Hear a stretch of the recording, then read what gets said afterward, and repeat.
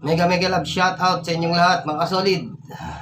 Ayan, meron tayong pag-uusapan, no. Ah, bali maganda itong magiging topic natin ngayon, no. So, ito mga kasolid, pag-usapan natin yung mga nangyaring balita sa ating bansa, no. Mga napanood natin sa mainstream media, yung mga nagba-viral ngayon sa social media, no. Ito ang mga naging problema ng ating mga naging problema sa hanay ng ating mga kapulisan, no. O iilang mga tropa ng ating kapulisan, no. Unang-una, yung ating nabalitaan niya, no. Parang yung nangyari sa lugar ng Nabotas, no. Yung nangyaring pagkamatay ng isang residente doon na si Jimboy Baltasar, no. Yan, isa sa mga nagkaroon ng problema yung ating ilang mga kapulisan doon, no. Ano pa ba? Pangalawa, meron yung ilang mga kapulisan natin na taga San Pedro, Laguna, no. Na nagsagawa ng bypass operation at nagkaroon din ng problema, no. At ano pa ba? Kung ito lang yung mga natatandaan ko, mga solid, no. Pero may mga mga sunod-sunod na pangyayari eh. Yung nangyari din doon sa lugar ng probinsya ng Iloilo, no. Yun. Isang bahay doon na pinasok ng ilang kapulisan, no, doon na without search warrant, no. Na mayroon silang dadamputin suspect but hindi sila nag issue ng search warrant, no. At pinasok nila yung bahay. Yun nagkaroon din ng problema doon, no. Ang sumunod naman, itong parang huli kong nabalitaan, no, yung tungkol naman dito sa isang motorista, no, versus siklista na di umano ay nagkaroon ng nadala naman to sa kapulisan, no, but meron ding nagkaroon ng problema rito, no. So yun, mga nangyaring mga balita, no, na parang napansin natin na sunod-sunod, no, yung naging balita na nagkakaroon ng problema versus sa hanay ng ating mga kapulisan, no. So yan ngayon ang napapanood natin na nagkakaroon ng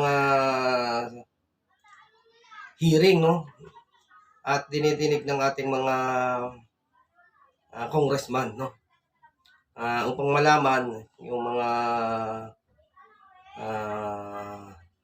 katotohanan sa nangyari o doon sa mga aligasyon, no, sa ating mga hanay ng ating mga kapulisan, no. So ayun, alam niya naman mga solid, no, dito sa pagdinig ng mga congressman, no, siyempre dito nakita natin yung mga ating mga congressman, no, ay talagang nakakabilib naman din yung kanilang ginagawang investigasyon, no. Nakakasolid, no, parang sa aking opinion lang, no, nakakita na rin tayo ng mga taong gobyerno, no, o yung mamumuno sa ating bansa na may malasakit sa bawat isa, no? At ang interes nila ay malaman ang katotohanan, no?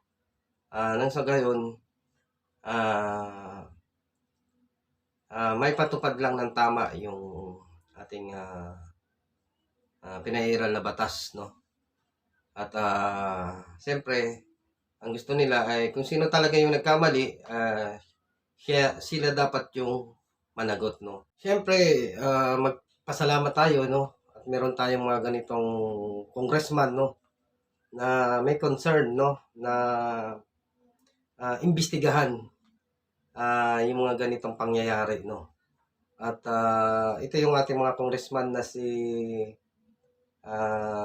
Congressman Gonzaga, Congressman Busita, Congressman Acop, no? At siyempre lalong-lalo na dito kay Congressman Dan Fernandez, no? Ito mga nakikita nating ano no, na mga congressman o masasabi nating nagsiserbisyo sa bayan na talagang may malasakit sa bawat isa, no? Sa atin, no? Ito ay ano ko lang naman mga kasolid, no? Mga opinion ko lang naman, no? Talagang parang nakakita na tayo ng taong gobyerno na may malasakit, no? At gusto nila yung malaman yung katotohanan sa mga nangyari, no? At gusto nila siyempre parehas, no? Ang kanilang pag-iimbestiga, walang kinikilingan, no? At siyempre ayaw nila ng merong mapaparusahan nang wala namang talagang kasalanan, no? So at siyempre ang talagang nakikita ko dito mga kasolid yung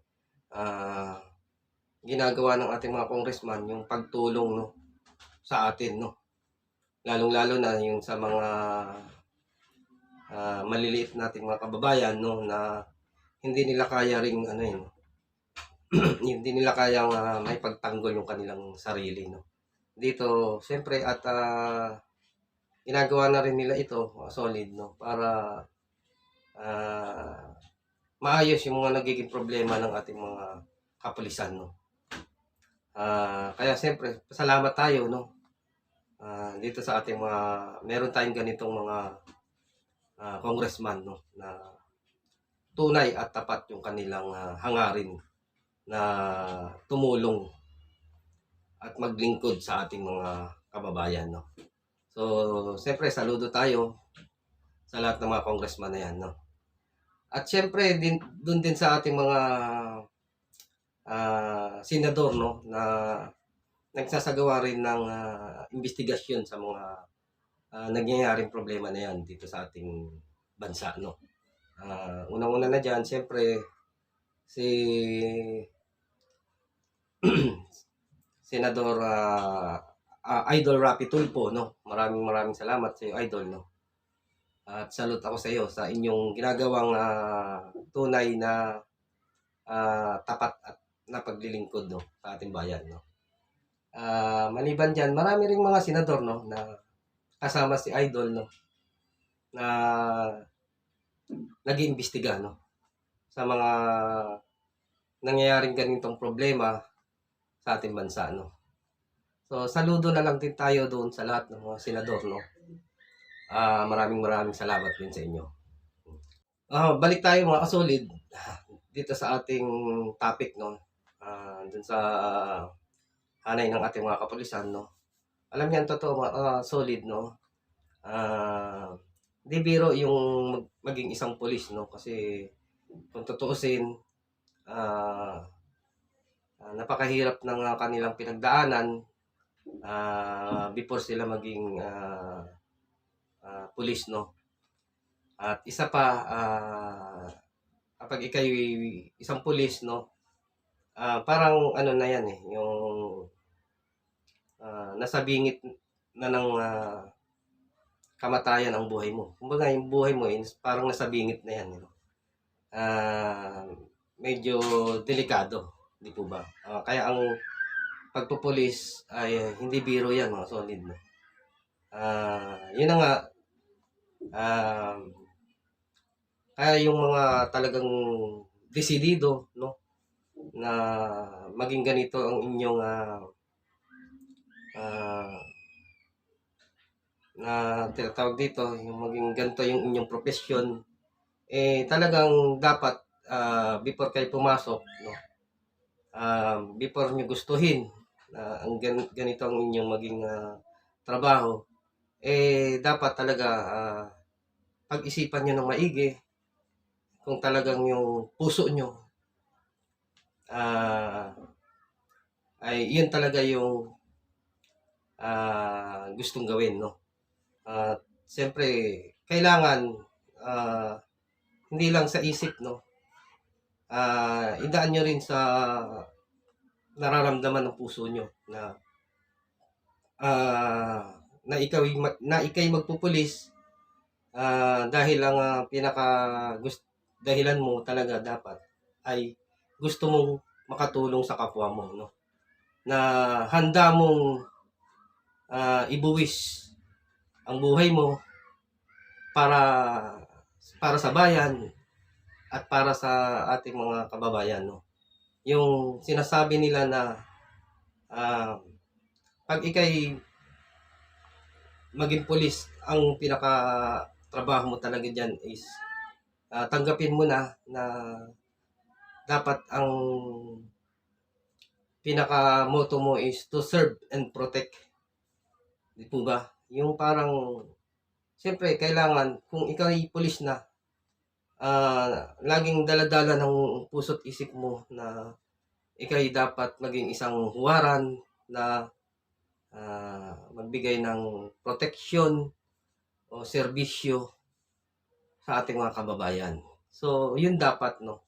Hindi yung parang gusto mo lang maging pulis ay, gusto mo lang magkaroon ng kapangyarihan o gusto mo lang magkaroon ng, malaking sahod. Marami yung gustong yung iba kasi parang hindi nila agad, iniisip na, dapat kung ika'y magiging pulis ay talagang dapat ano natin, 'no, pag-isipan natin maigi, 'no, at, hindi lang dapat natin pag-isipan, 'no, kailangan, nararamdaman ng ating puso, 'no, na, tayo ay, gustong tayo ay, gusto nating maging isang pulis dahil, gusto nating tumulong sa ating kapwa, 'no. Gusto nating, magserbisyo, 'no, at, protektahan yung ating, bansa, 'no, at ang ating mga kababayan, 'no. So, unang-una gano'n mga solid, 'no. Kaya yun nga sabi ko hindi puwedeng, gusto lang natin maging pulis dahil, gusto natin na makilala or gusto nating makakaroon ng makahawak ng kapangyarihan, 'no, or gusto natin na magkaroon ng malaking sahod, 'no. So, mahirap kung gano'n, 'no, yung naka-mindset sa isip natin, 'no. Baka dumating yung araw na, mabalewala yung ating, o mapasama pa yung ating, pagiging isang pulis, 'no. Hindi ko naman kayo dini-discourage na, 'wag na kayong magpulis. Ang akin lang mga solid, 'no, ay talagang, ang dapat natin isagawa, kung talagang magpupulis tayo, yung ano, yung nararamdaman ng puso natin, 'no, na talagang, yung hangarin natin, 'no, na tayo ay, 'pag naging isang pulis, katulad ng sinasabi nga nila na to serve and protect yung ating mga kababayan. Gano'n lang yun mga solid, 'no. So, kailangan nasa puso, para yung pagtulong natin, yung pagsasagawa ng ating serbisyo, ay hindi siya makahaluan ng anumang bagay na hindi maganda, no? Laging ang focus lang natin ay nandun sa ah, ah, nandun sa trabaho ng isang pulis, no, na ah, promotekta at magserbisyo lang sa mga tao. Ganun lang mga kasolid, no. So, yun, siyempre saludo tayo sa ating mga pulis na ating mga kapulisan na talagang matuwid at maganda yung kanilang pamamalakad, maganda yung kanilang hangarin, no, na maganda yung kanilang nagiging serbisyo sa ating mga kababayan, no. Marami naman tayong mga kapulisan na siyempre masasabi nating mabubuting loob, mabubuti ang kalooban, no, at handang magserbisyo at protektahan ang ating ang bawat isa, no, ang ating mga kababayan, no. So, yun lang mga solid, no. Ulitin ko, siyempre, magpasalamat tayo sa ating mga congressman, no, at senador, no, na nagsasagawa ng mga ganitong investigasyon o hearing sa mga nangyayaring problema sa hanay ng ating mga kapulisan, no. So, salute sa inyong lahat, no. Ulitin ko sa Congressman